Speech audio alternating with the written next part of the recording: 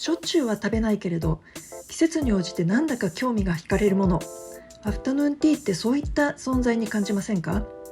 今回伺ったアフタヌーンティーは抹茶尽くしのもので、抹茶味が大好きな私にとってはとても魅力的なメニューでした。その後に素敵なお散歩もしたのでお楽しみに。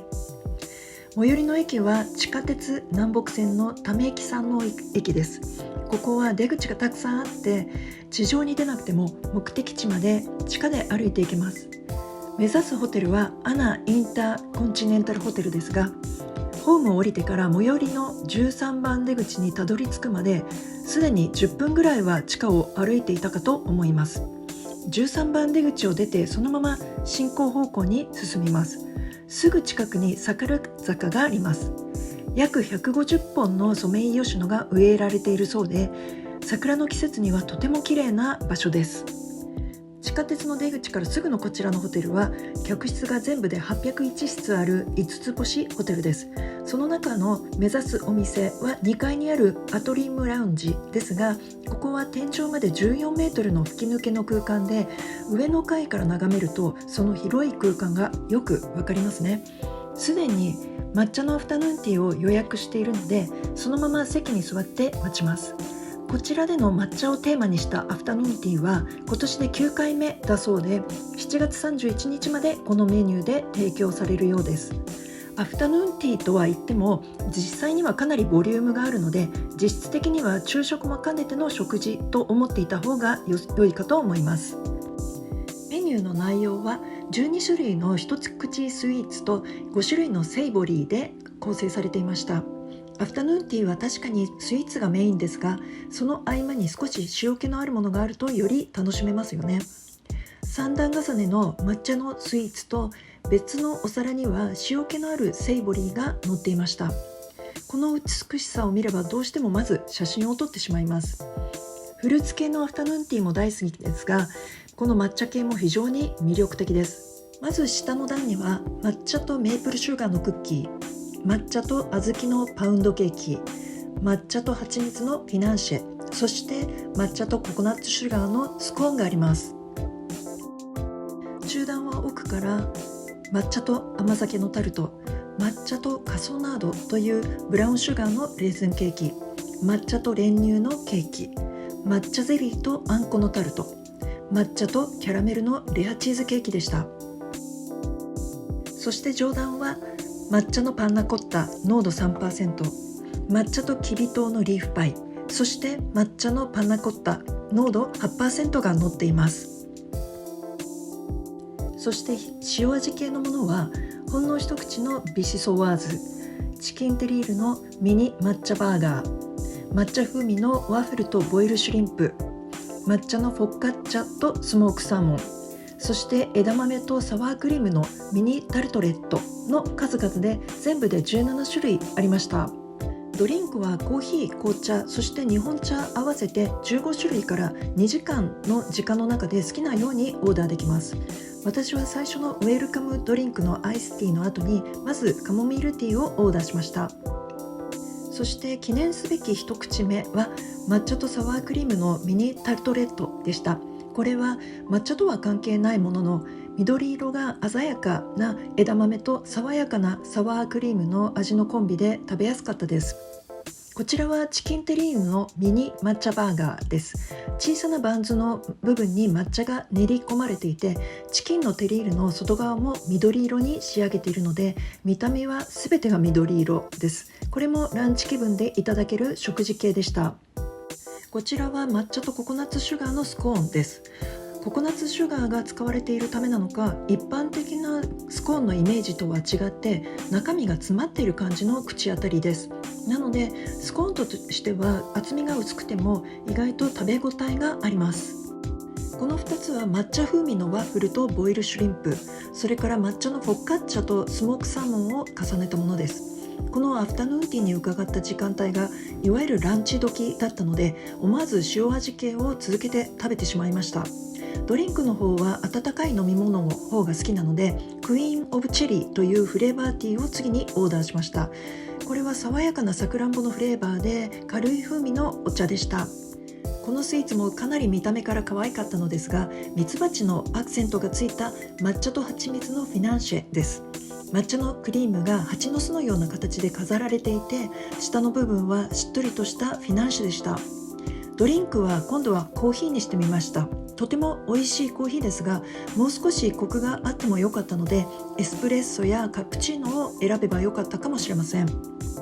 上段にあったこの3と8と印字されたチョコレートシートの下にはそれぞれ 3% と 8% の濃度の抹茶のムースが入っています。たったの 5% 違いではありますが、実際に食べ比べてみるとその違いはとてもありました。8% の方は黒糖、3% の方は和三盆で甘みがつけられていることもあって、コクがより一層強い 8% の方が個人的には好みでした。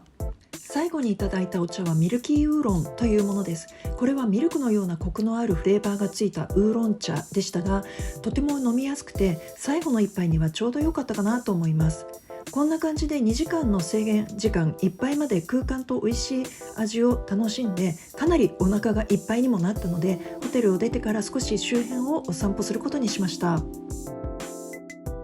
溜池山王駅の13番出口に戻って、そこからそのまま外を歩いて比叡神社の方向へ向かうことにしました。この周辺は首相官邸や衆議院、参議院の議員会館があるので、道のところどころに景観が立っています。向かっている比叡神社はすぐ近くの大きな敷地の神社です。ホテルからこの神社まではゆっくり歩いても10分ほどで行くことができる距離感です。白い色の大きな鳥居が現れました。とても立派な鳥居ですが、白いということ、そして上部が三角形の屋根のような形になっているのが通常よくある赤い色のものとは異なります。この独特な形は山王鳥居と呼ばれるもので、この神社の総本宮である滋賀県の日吉大社に由来する様式なのだそうです。ここから高台にある神社までずっと階段を上っていくこともできますが、両側にはエスカレーターも設置されているので、迷わず私はこちらを選んでしまいました。エスカレーターは3カ所にわたって上まで登っていきます。ちなみにこちらの鳥居が白い色をしているのは、そもそも本来日本の神社の鳥居は木の色そのものを生かした白木の色だったことを受け継いでいて、現在一般的な赤い色の鳥居はその後の仏教の影響で増えていったそうですが、こちらでは本来の色として白い鳥居になっています。でも一方で総本宮の滋賀県の日吉大社の鳥居は赤色になっていることを知りました。ホームページから鳥居の写真をお借りしています。確かに色は違っても鳥居の形はこの比叡神社と同じで受け継いでいるのだということがわかります。さて最後のエスカレーターを登って上の敷地に到達しました。とても広々とした敷地です。こちらの神社の歴史は鎌倉時代の初期にまで遡る歴史を持っているそうです。あいにく敷地内の整備のために現在工事が行われていて、壁のように工事現場が囲まれている状態なので、その場所を回るように手水屋へ向かって手などを清めます。これは手水屋と呼ぶこともあります。面白いことにこちらは自動センサーが設置されていて、人が近づくのを感知すると自動で水が流れる仕組みになっているそうで面白いですね。そして再び工事現場を囲むように元の場所に戻り、本殿の方に来ました。まずは茅の輪が設置されているので、この中をくぐります。これは茅という植物で作られた大きな輪っかで、ちょうど1年の半分が過ぎる頃にその半年の間で溜まった邪気を追い払うおまじないとして指示されているやり方でくぐっていきます。まずは輪っかを左回り、右回り、そして再び左回りするのがやり方です。きっとこれでリセットされるという意味合いなのですね。その後でいよいよ本殿でお参りをします。こちらの神社は日本の政治や経済の中心ともいえる永田町にあるため、仕事や出世運にご利益があるとされています。そして本殿の傍らにはオスとメスの猿の石像があります。この比叡神社では猿が神の使いとされていて、この両側の猿は夫婦の猿ということです。右手のオスの猿にはビジネスや商売繁盛を願い、左手のメスの猿には縁結びや子宝などを願うのだそうです。これらの猿は漢字で神の猿と書いて勝ると読むのだそうです。猿だけにバナナがお供えされていてちょっと可愛いですね。この敷地の奥にはさらに3つの抹茶と呼ばれる場所があり、それぞれ山王稲荷神社、猿田彦神社、そして八坂神社が設置されています。そちらをお参りするのに再び手水屋があるので、そちらで手などを清めてからお参りできます。伺った時にはまだアジサイも美しく咲いていました。帰りがけには奥にある西側の稲荷参道から帰ることにしました。以前私は京都にある伏見稲荷大社を訪れた際にも圧倒的な存在感のある千本鳥居を見たことがあるのですが、それをこの都心でも思い出すような景色です。ここでは約90の赤い鳥居がトンネルのように階段に沿って立ち並んでいます。なぜここにこのような鳥居のトンネルがあるかというと、先ほどの抹茶の一つである山王稲荷神社に信者たちが願い事が叶うように一つ一つの鳥居を奉納して設置されたものなどだそうです。なのである意味とても強いパワースポットとも言えますね。とにかくとても幻想的な場所であるので、この場所を通ること自体が非常に印象深い思い出になれそうです。こんな感じで日本の政治経済の中心の永田町にあるとても広大な日枝神社を美味しい和のテイストの抹茶アフタヌーンティーをゆっくりといただいてからお参りすることができて、とても有意義な時間を過ごせた気分になりました。またいつか機会を見つけて異なる季節に同じようなルートで再び過ごしてみても楽しいなと思いました。最後までご覧くださりどうもありがとうございました。